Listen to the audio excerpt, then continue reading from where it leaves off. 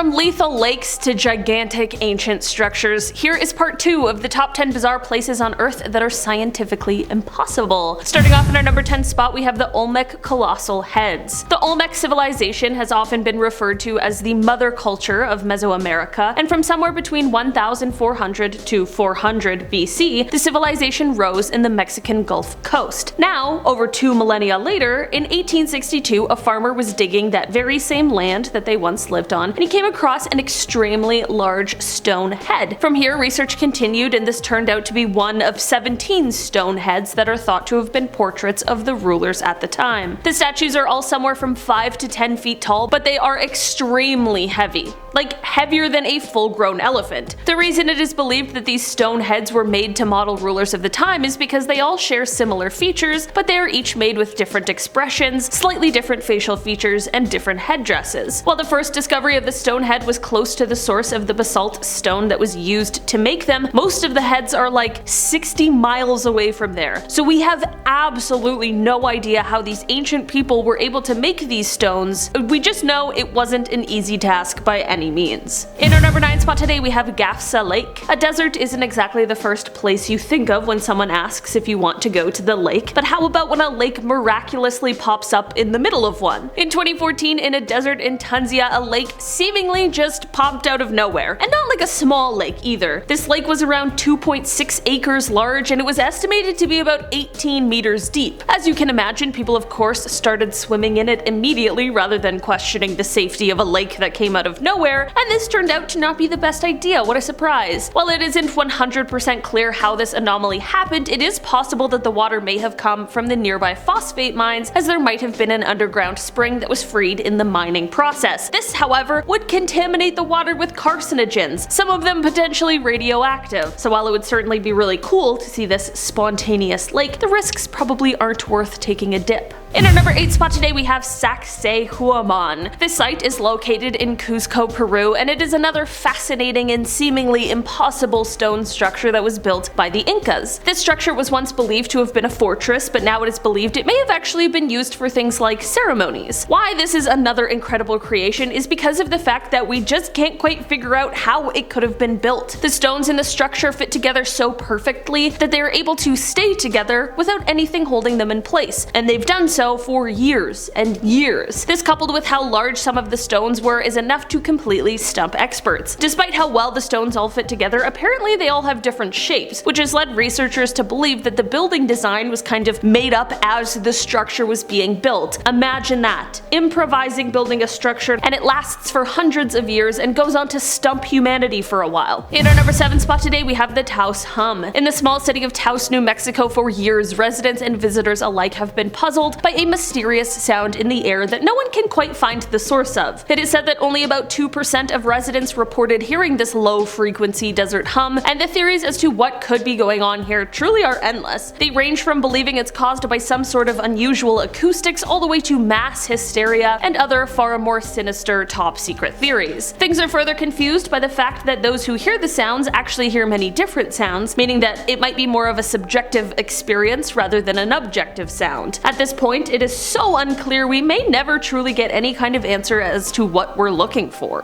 In our number 6 spot today, we have fairy circles. Fairy circles sounds like the cutest and sweetest thing, and while this isn't a horrifying discovery, it's not as cute as the name might suggest. In the Namib Desert, there has been these circles found in the middle of areas of vegetation where perfectly fine and fertile ground has no grass growing at all. It's never found in any other shape, only circles, and these circles are evenly spaced out, which is super weird. Some people suspected fire or wind, but these patches can last for years and years at a time, some lasting for a whole 75 years. It wasn't until 2017 that a more reasonable explanation came into play, and that is that these circles might be the sites of previous termite colonies, and the plant root systems do this automatically in order to efficiently distribute water during the inevitable shortages that are going to happen in a desert environment. This is just a theory, however, however, so no one really knows yet what is going on here, so I think I'll just stick to the theory that it's fairies. In our number 5 spot today we have the Movile Cave. This cave is located in Romania, just a few kilometers from the coast of the Black Sea, and it was first discovered in 1986. This cave has been isolated from the outside world for millions of years, and basically everything that goes on inside of it is different than what we are used to. The cave life is not based on photosynthesis and rather chemosynthesis. The level of oxygen in the cave is around a third of what is normally found in the atmosphere, and of the 48 species found in the cave, 33 of them were endemic, meaning that they can't be found anywhere else in the world. It is just crazy that it is possible for 5.5 million years that creatures on this planet could be living an entirely different life than the rest of us, inside of a previously undiscovered place. In our number 4 spot today we have Point Nemo. This is the most remote location on Earth. It's officially known as the oceanic pole of inaccessibility because it's the furthest point away from land. This area is surrounded by more than 1,000 miles of ocean in every direction. There's obviously no humans who live even close to Point Nemo, which is why it is called that in the first place, Nemo being Latin for no one. While this may not be a scientifically impossible place, it's just this one fact that is honestly so shocking to me, and it is what got this place a spot on this list. This location is so isolated that the closest people to Nemo aren't even on this Earth. Since the inhabited area closest to the point is over 1,000 miles away, the humans aboard the International Space Station are way closer than anyone on land. In our number 3 spot today we have the Doubletree. This Doubletree is located in Italy, and when you look at it at first, it just simply doesn't seem possible. Referred to as the Doubletree of Cazorzo, this is a healthy cherry tree that is growing out of a mulberry tree. This isn't the first ever case of a parasitic tree, but what sets this one apart is its health and longevity. Previous examples of parasitic trees have been small, stunted trees that don't live for very long, but in this case these trees are fully formed and healthy, and no one is really sure how this all happened. The roots of the cherry tree were able to push through the mulberry tree's trunk where they could extend into the soil below, and thus the healthiest Doubletree ever was born. In our number 2 spot today we have Lake Karachay. This is a small lake that is located in central Russia in the southern Ural Mountains. While it was once just a regular old lake, starting in 1951 the Soviet Union began using it as a dumping ground for radioactive waste from the Mayak, which was the nearby nuclear waste storage and reprocessing facility. While this lake was originally too small to be used as a source of cooling water, they found that it was the perfect size to be a convenient dumping ground for high-level radioactive material that was too hot to store in the facility's underground vats. While the original intention was to only use the lake for storage purposes and then one day to return the radioactive material to the plant, this of course didn't work out even close to according to plan, considering the lake quickly turned lethal. I didn't know it took a genius to figure that out, but I suppose hindsight is 2020. The lake is now one of the most contaminated, polluted, and dangerous places in the entire world, and the radioactivity in the lake is comparable to what it was once like in Chernobyl. The lake is very interesting to look at, but maybe not in the best way. It is said that even being near the lake for as short as an hour is enough to give a deadly dose of radiation. In our number 1 spot today we have the Nazca Lines. If you were to head to the Nazca Desert just about 200 miles southeast of Lima in southern Peru, you'd find the most famous geoglyphs in the world, the Nazca Lines. Researchers believe that these lines might be something like 2 millennia old, and other than how they are incredible works of art, they are completely baffling. The geoglyphs are more than 800 long white lines etched into the desert, as well as 300 geometric shapes and 70 different animal figures. The biggest shape stretches around 1,200 feet across, which leads to my point about why these lines are so incredibly fascinating. These images can only be fully seen from high above in the air, so thinking back 2,000 years ago, how did humans make these without the vantage points we have now? I'm not exactly sure, but it is definitely nothing shy of amazing. Alright guys, that has been our list for today. Thanks so much for checking it out. I've been your host today, Olivia Kozolowski, and I will see you again soon. Bye!